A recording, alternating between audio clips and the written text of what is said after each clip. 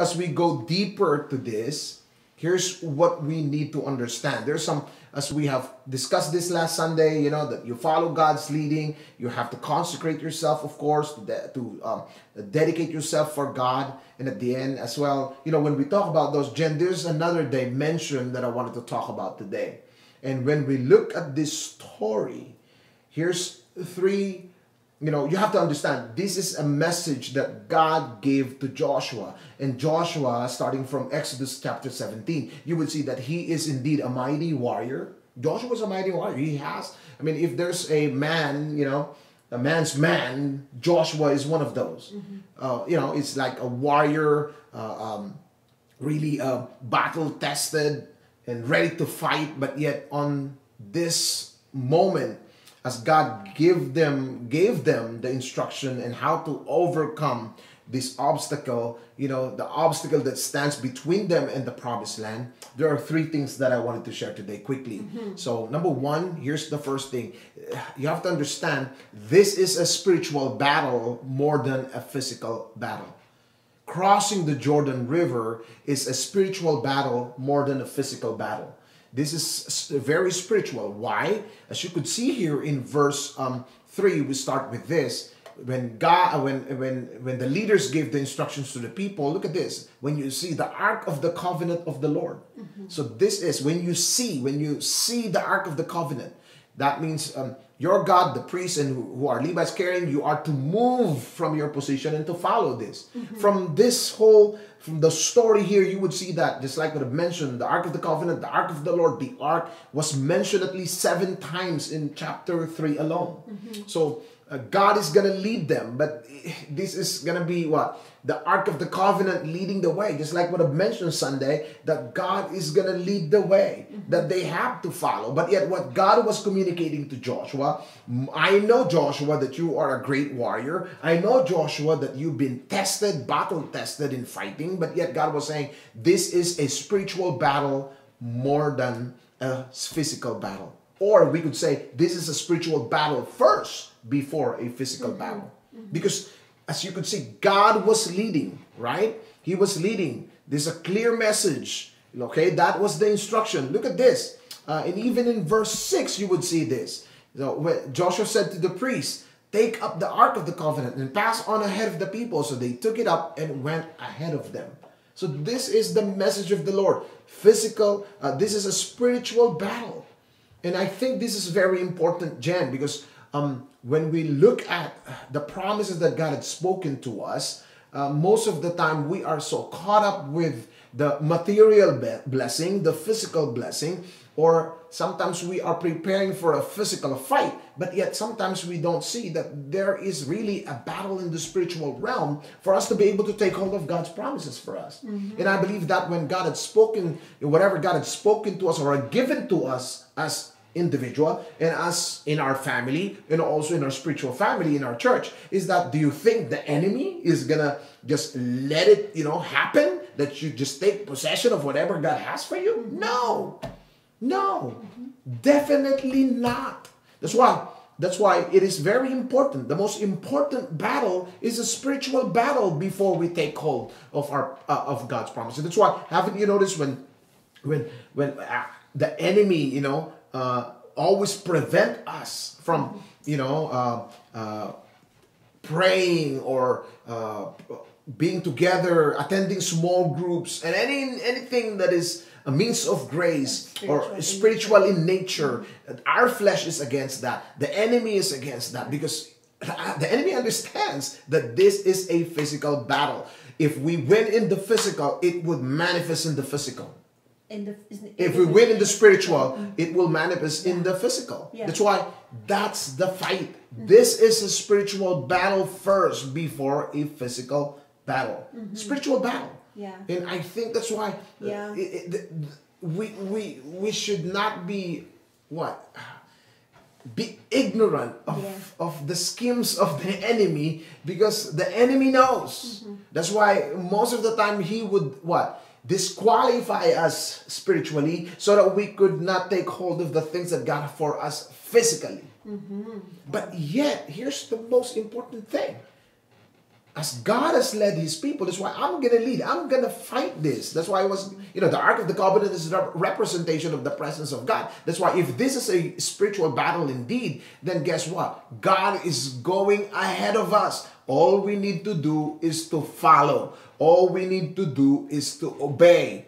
But yet, so easy to say, Jen. Yeah. So easy to say, because our flesh and everything that we want sometimes is really against what God wants. And I think that's where the tension happens. Yeah. When our flesh and what the Spirit of the Lord in us, desires. Jen? Yeah, I just wanted to say that this is very key. It's very important because if sometimes we lose because we were fighting in the physical, whereas we should be fighting in the spiritual. So Yes. since we're fighting spiritual battles in the physical realm when it should have been in the spiritual. That's why we lose sometimes. Yeah. So that's, I think, knowing where the battle is happening is crucial. Crucial. Because if not, we will be using the wrong You're going to be using the wrong weapons, yes. and you'll be fighting against the wrong enemy. Yeah, it's like punching on the wind. The enemy is not there in the physical. And sometimes when it happens, you are fighting with a person instead of the spirit behind that. So that's why instead of understanding, like for example, if you're claiming the promises for your family, for your daughter, for your son, right. and sometimes you're getting mad at them physically, but you are not fighting in the spiritual realm, Right. because that's where the real fight is happening. Exactly. That's why sometimes the enemy would lay down, temptations and all of those, but we're getting mad at the wrong person Wow. That's or the very- wrong entity. Yes. That is really good. Yes. Yeah. So this is a spiritual battle first before a physical one. That's why, crossing the Jordan is that obstacle, but God says this is a spiritual battle. That's why, look at this. After saying that, it's not on the screen in verse 10, this is what Joshua said to the people. Come here and listen to the word, verse 9, and listen to the words of the Lord your God. Verse 10, here's what it said. This is how you will know that the living God is among you, that he will certainly drive out before you the Canaanites, Hittites, Hivites, Perizzites, Girgashites, Amorites, and Jebusites. See, the ark of the covenant of the Lord of all the earth will go into Jordan ahead of you. Yeah. So that's what it is. So what you could see here is that God would go ahead to fight, but yet God will go ahead. He will be leading the fight, not you, not me. Yeah. Good. So I think that's where we sometimes fail, because we wanted to lead the fight. No, God will lead the fight. You'll follow the Lord in obedience. So number 2 is this. Not only this is a spiritual battle first, but Jen, also spiritual preparation is a must before engaging in any spiritual battle. And what's that? As you could see in verse 5, the instruction is very clear. Joshua told the people, consecrate yourselves, for tomorrow the Lord will do amazing things among you. I want you to focus on that verse. After saying that you follow the Ark of the Covenant, the next is you have to consecrate yourself. I've spoken about this last Sunday, but let's make it very simple. Kodash is the word. Consecrate means to dedicate yourself for God. That means this is a spiritual instruction, Jen. It's interesting because you have to understand, they're about to cross the promised land. They're gonna fight they're gonna be engaging in some of the physical battles that they have never seen before. But yet the preparation that Joshua asked the people coming from the Lord is not to prepare their swords, it's not to prepare the horses and the chariots and the shields, but to prepare themselves. Or to practice using Prepare whatever. the sword is the same. So, but it's just very clear. And what is that? Which is to consecrate yourself. What is that? At that particular moment, Joshua was asking them to dedicate themselves to the Lord at that particular moment. What do you mean by that? For them to examine themselves and remove things that they know is not pleasing to the Lord. Actually, that was what was being said here. The consecration is a dedication. That means you are going to go remove anything that you know After reading the word and after understanding the word and after understanding who God is in your life, you are going to go separate yourselves from the things that is not pleasing to the Lord. Actually, that was the preparation. So if this is a spiritual battle first, then spiritual preparation is a must, is vital, Jen. If we're going to go before engaging the enemy, before engaging, in any spiritual battle.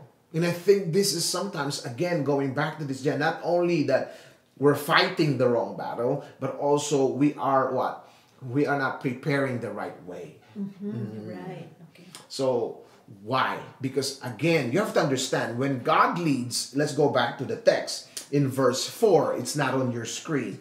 Then you will know which way to go since you have never been this way before. But look at this in the second half of verse 4. But keep a distance of about 1,000 yards between you and the ark and do not go near it.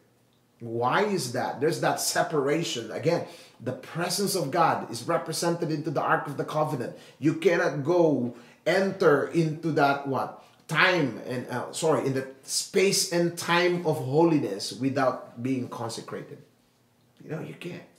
God is going to lead you, but you have to consecrate to prepare yourself.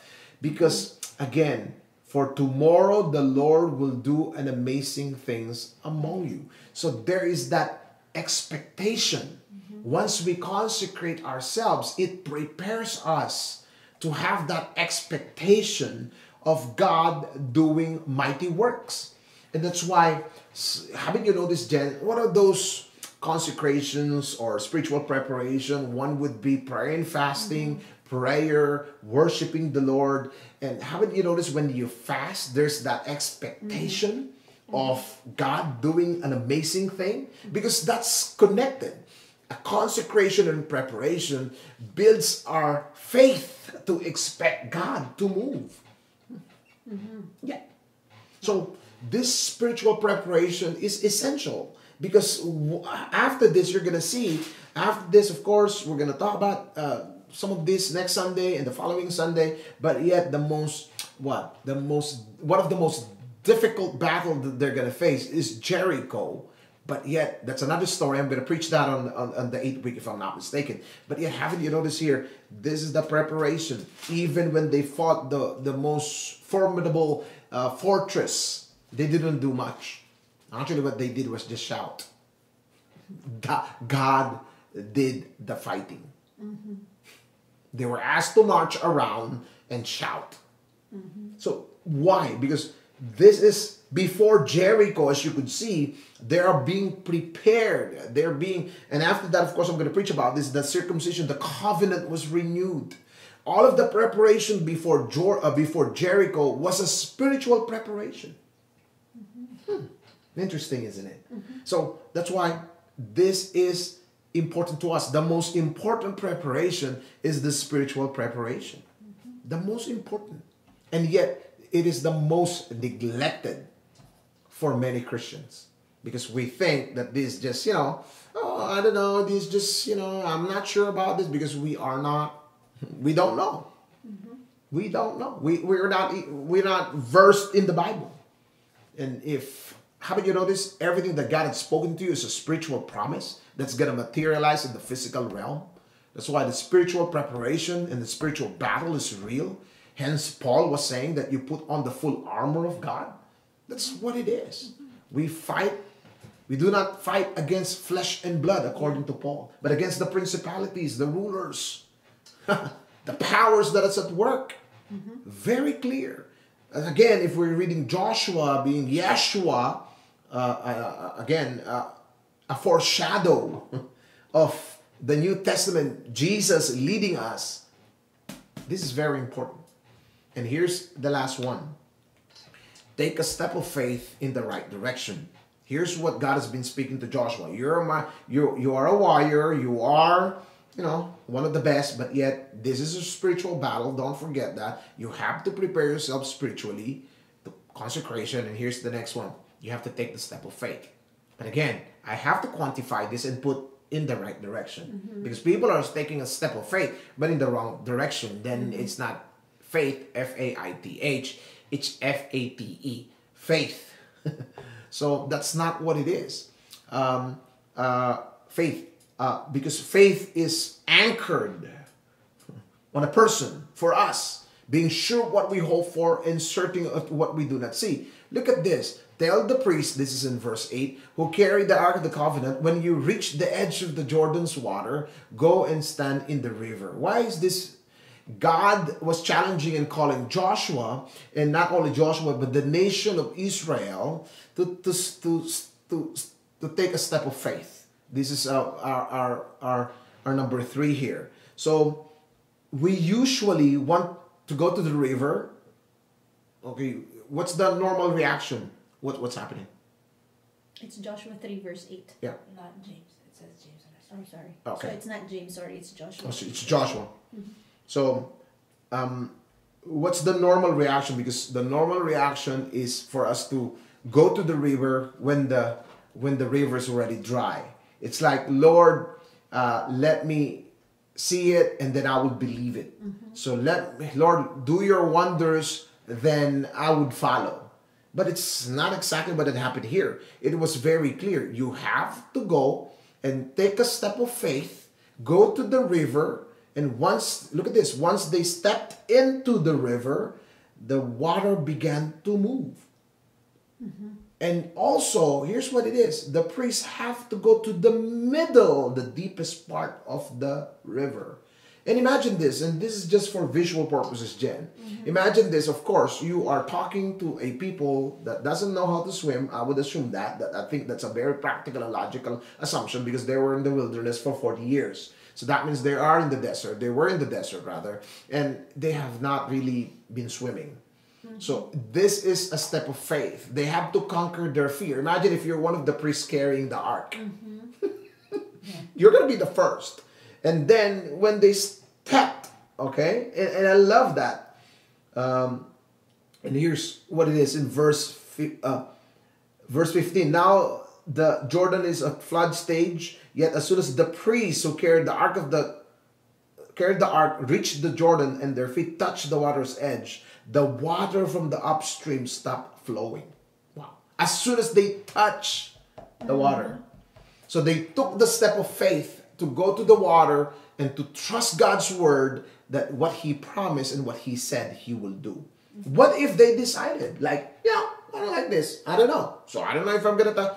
But they took the step of faith, but the step of faith in the right direction. And what is the direction? To where God is leading them. Right.